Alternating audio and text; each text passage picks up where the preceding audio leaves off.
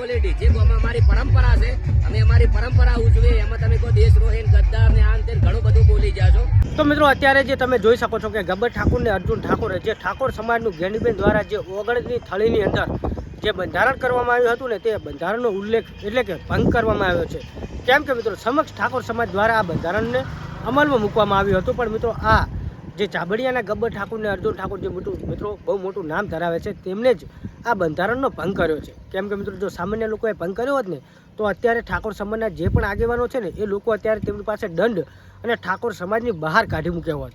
પણ મિત્રો અત્યારે જે તમે લોકો જાણો છો કે 2 દિવસથી જે સોશિયલ મીડિયાની અંદર ગબ્બર ઠાકોર ને અર્જુન ઠાકોર જે પોતાના કોઈ કુટુંબની અંદર લગ્નનો પ્રસંગ હતો જેમાં તેમને લાઈવ વરઘોડો અને લાઈવ વરઘોડાની સાથે સાથે લાઈવ ડીજે પણ કાઢ્યું હતું. કેમ કે મિત્રો આ આપણા ઠાકોર સમાજના જે ઓગણ ઉપરથી જ્ઞાનીબેન ઠાકોર તથા સમક્ષ જે આખા ઠાકોર સમાજના સંમતિથી આ બંધારણ કરવામાં આવ્યું હતું, છતાં પણ આ બંધારણનો અમલ કરતા નથી ગબ્બર ઠાકોર અને અર્જુન ઠાકોર.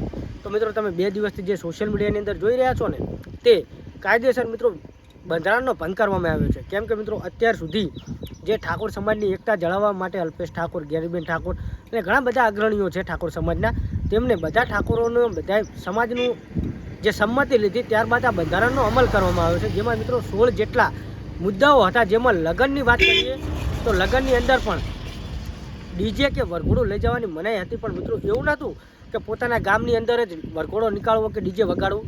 મિત્રો આ બધું સતંતર બંધ હતું, છતાં પણ ઠાકોર સમાજની અવગણના કરી ગબ્બર ઠાકોર અને અર્જુન ઠાકોર જે મિત્રો ચાબડિયાના છે અને બહુ મોટું નામ છે. મિત્રો આપણે એવું કોઈ નથી કે કોઈનો વિરોધ કરીએ, પણ મિત્રો ખરેખર કહીએ તો સમાજના બંધારણની અંદર રહેવું જોઈએ.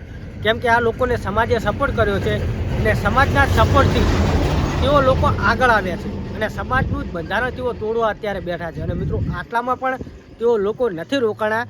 અર્જુનભાઈ ઠાકોરે, ગબ્બરભાઈ ઠાકોરે એક વિડીયો પોતાના સોશિયલ મીડિયાની અંદર મૂક્યો છે, જેમાં મિત્રો ઠાકોર સમાજનું જે ઓગણનાથ સદારામ બાપાની જે સંમતિથી જે સાક્ષીથી જે બંધારણ ઘડવામાં આવ્યું હતું ને એ બંધારણનો ફોટો નથી કે બંધારણનો જે આપણે ફેમ બનાવી હતી ફેમ નહીં, પણ કોઈ એડિટ કરેલી ફેમ મૂકી અને ગબ્બર ઠાકોર અને અર્જુન ઠાકોર 2 ભાઈઓ સમાજને ગુમરાહ કરવાનું કામ કરી રહ્યા છે. કેમ કે મિત્રો બંધારણ બધા માટે છે, તો નાનો આદમી હોય કે મોટો હોય બધાને સમાજનું બંધારણનું પાલન કરવું જોઈએ.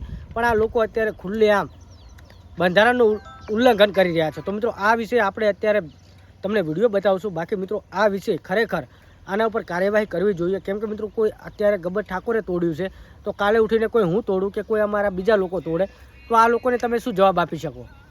ખરેખર છે મિત્રો જો બંધારણ કર્યું છે તો બંધારણનું પાલન થવું જોઈએ.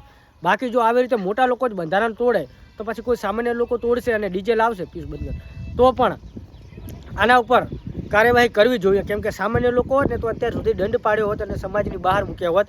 પણ અત્યારે તમે લોકો જાણો છો કે ગબ્બર ઠાકોર અને અર્જુન ઠાકોર ગુજરાતની અંદર સારું એવું નામ ધરાવે છે. અને મિત્રો ખાસ કરીને આપણે વિરોધ માટે વિડીયો નથી બનાવતા, કેમ કે અત્યારે તમે લોકો જાણો છો જો મેં કોઈ તમે આ બંધારણનું ઉલ્લંઘન કર્યું હોત ને તો અત્યાર સુધીમાં 10,000, 11,000 કે 11 લાખનો દંડ પાડી દીધો હોત અને સમાજની બહાર મૂકવામાં આવ્યા હોત.